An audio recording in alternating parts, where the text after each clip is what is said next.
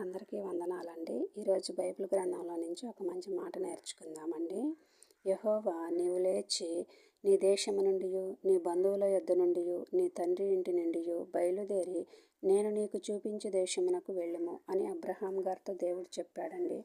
చెప్పినప్పుడు అబ్రహాం గారు దేవుని మాటకి లోబడి వెళ్ళారండి. దేవుడు అబ్రహాం గారిని ఎంతగానో దీవించారండి. ఆయన నామాన్ని గొప్పపరిచారండి. అలాగే దేవుని యందు భయభక్తులు కలిగి మనమందరం కూడా దేవుని మాటకి లోబడిన ఎడల మనము ఆయన యొద్ద ఎంతో ఆశీర్వాదాన్ని పొందుకుంటామండి. పరలోక రాజ్యంలో కూడా మన కోసం ఎన్నో బహుమానాలు దేవుడు ఉంచుతాడండి.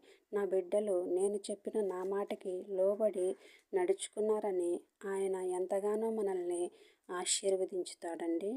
మనము ఈ లోకంలో ఏమీ సంపాదించుకోలేమండి. దేవుని యందు భయభక్తులు కలిగి దేవుని యొద్ద నుండి ఆశీర్వాదాలని పొందుకుందాం.